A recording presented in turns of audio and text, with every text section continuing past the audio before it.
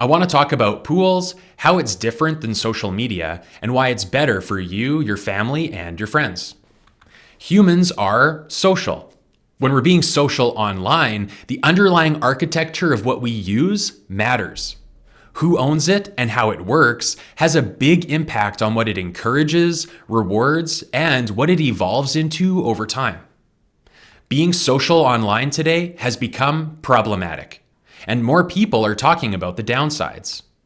The big platforms today, Facebook, Instagram, TikTok, LinkedIn, they're huge, and they're entrenched. Getting people off them isn't going to be easy because of the collective action problem. There's calls for them to be regulated, for them to be interoperable, for competition and innovation to return to the technology space. And we agree with that thinking. Part of the reason for them being so big is that they're walled gardens with strong network effects, the meeting place where everyone needs to be. The switching costs today are high. People feel locked into these apps. I talked a bit about the big tech playbook of walled gardens and network effects in another video. The issue is network effects inside walled gardens, where all the value accrues to the platform owner. People feel the need to be on Facebook, Instagram, TikTok, because it's where everyone else is. Even though the internet is open, social apps are closed. They're walled gardens, and we end up with only a few places to meet. People are also talking about going back to flip phones, screen time limits, or taking breaks from using social media. These are good ideas, but we need alternatives too. There have to be options for people who want to be social online, but don't want to use traditional, centralized social media with all of its downsides. We're on Team Human. We don't reject technology, but advocate for human values. With that Team Human perspective, the best you can do today is build a benevolent walled garden and promise that you'll be different. Instead, what we need is a new way of building apps where the developers don't have to rely on trust me. A person's data and social graph, their connections in an app, cannot be owned by the platform. It needs to be flipped. The data and social graph should be owned by people, not platforms. And they should be able to easily add, swap, and drop apps without losing that data and social graph. This would change the power dynamic, reduce switching costs, increase competition, and ultimately increase value for users. So we created that new way of building apps, and we call it Bonafide. Pools is the first app built with Bonafide, and we see a future of interoperable apps, Pools alternatives, Pools competitors. Just because we built the first Bonafide app doesn't mean we get to own the network effect. The whole point of Bonafide is to move past that. The Bonafide protocol isn't just for building a social app, it can be used to build any app. We can reimagine any walled garden of today. So support us and eventually other companies like us that want to build apps like this, where people are in control. Okay, back to Pools and how it's different from social media. When you open up a typical social media app, you're not in control of your feed. It's controlled by the platform, and they're in the business of selling your attention and ads. The longer they can keep you swiping, the better. So the feed is meant to grab your attention and keep it as long as it can. The app is free. You're not paying for it. Someone else is. So the app has been optimized for them, not you. Quick aside, saying if you're not paying for it, you're the product, isn't enough. Just because you pay for an Uber ride doesn't mean they're not trapping you in their walled garden. Paying for social media would be an improvement over the attention-based model of today, but it still wouldn't give people the power they need to add, swap, and drop apps without losing their data and social graph. Pools isn't just a paid social app, it's the start of a new interoperable app ecosystem where apps like Pools don't get to own the network effect.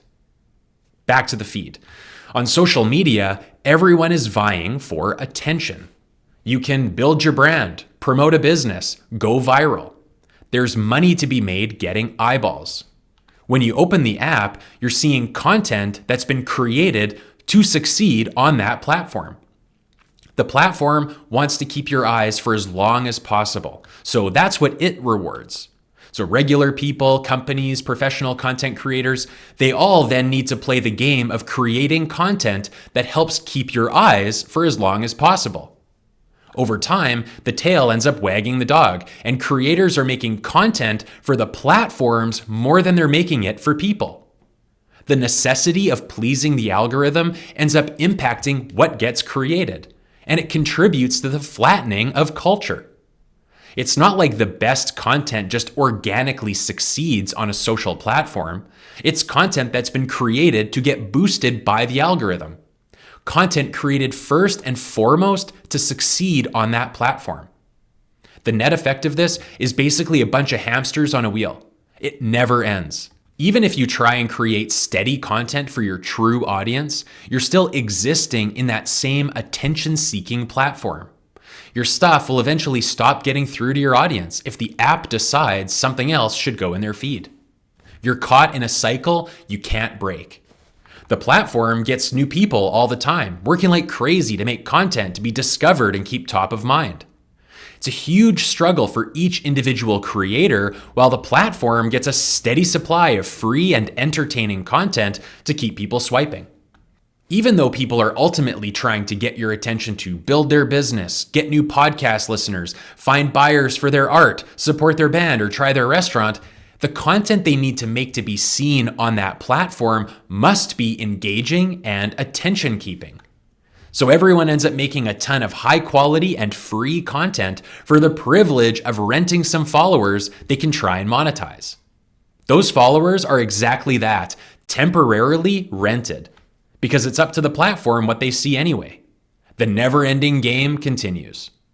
Social media has a misleading name. It's as if we're actually being social online, when in reality, it's mostly just swiping through a slot machine of attention-grabbing content that's messing with our attention spans and dopamine responses. It's not about showing you your friends' content anymore. It's about keeping you swiping on the app. Even though it may have started as a way to connect with friends and family, it's bled into much more than that. You deserve a place to keep up with your friends, family, and interests online without it being one big network with everyone vying for scarce eyeballs controlled by a gigantic advertising company. Your grandpa got Instagram to see pictures of you and your kids, not to have to swipe past softcore porn trying to link to their OnlyFans. We all need a way to build our own network, our own little corner of the internet, a place to be social with the people we know. Pools is truly a social app, more like social networking than social media. So when you first get Pools, your feed will be empty. No promoted content, recommended content, or ads. The only way to get stuff in your feed is if you subscribe to someone else's Pool. That's because Pools is your own private social network. It's all based on who you're connected to. You build your own network as opposed to the app trying to build it and suggest it for you.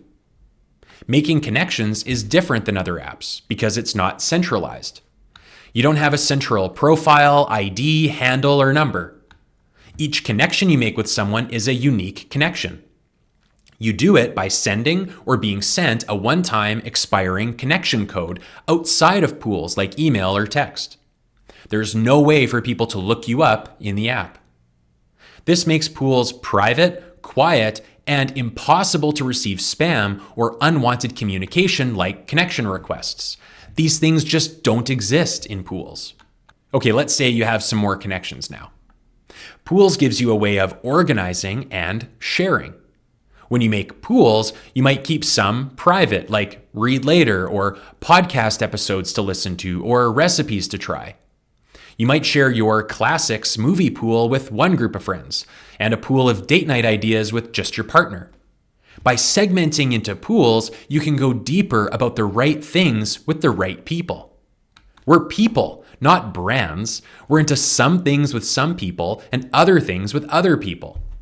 As opposed to the surface level connections in traditional social media, Pools is about real and genuine connections.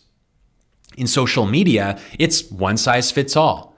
You don't have much control over how to segment. So when you share, it's to this one central persona. If people want to connect with you, they can only follow that one profile.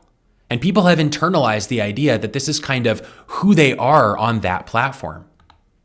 That one size fits all is also limiting when you follow someone on social media. There's no way to say, I only want their engineering tidbits, not the posts about their personal life or political views. In pools, people share different pools, not their entire profile. They share the right thing with the right person or group. So, for example, a friend might share a pool with you called Baby Bump Progress, where she's going to share some updates from the pregnancy. Pools is a better way to organize and share than a group chat. This Baby Bump Progress pool probably has way more posts than if they were sharing a few pregnancy updates in one-size-fits-all social media. When you get the invitation, first, you have no idea how many people they're connected to. There isn't a public display of how many connections they have, like in social media where there's always that comparison to others. You just see if you have any connections that also subscribe to that pool. You see a couple people, couple mutual friends. Anyone else who subscribes to that pool that you're not connected to is not visible to you. See, again, it's based on your connections and it's not all centralized through the app. You decide to subscribe to the pool and now you see the posts. In typical social media, you can see how much engagement the post received. See how popular they are, how popular their posts are. More comparisons to others. In pools, reactions are just between you and the person who posted. If you want to leave a reaction, only the person who posted it will see. You won't see reactions from anyone else. Comments are also a bit different. In typical centralized social media, you see comments from all the people who follow that person. Comments can then become sort of performative, or they can be used to hijack a post or dunk on the poster. But comments are just supposed to be comments. In pools, if you want to leave a comment, you control who sees. You can only pick from the people you know that also subscribe to that pool. So you might just say something to the person who posted it, or maybe you want to say something to them and two friends in that pool. Again, this idea of who you're connected to being integral to how the app works. For the person who posted, they just post once and get these appropriately fragmented comment threads. You post a picture of your dog, and your mom leaves a comment that your family can see. Then a friend leaves a comment that one group of friends can see. So pools is a better way of organizing and sharing with people than messaging. It's organized, shared with the right people, and reactions and comments make more sense than centralized social media.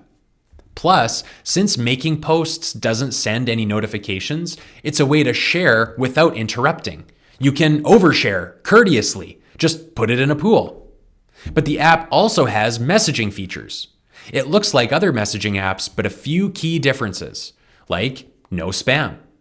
Since there are no centralized IDs or numbers, nobody can guess your contact information or see you in some public space and request a connection. You can also have multiple one-to-one threads with the same person, so different threads for different topics if you want. Same goes for group messages. Create as many as you want with the same group of people.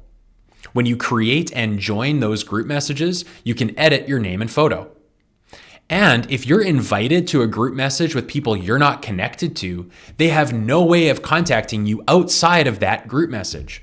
It's not like you've revealed your contact information, your number, or your handle like in typical chat apps. There's no such thing.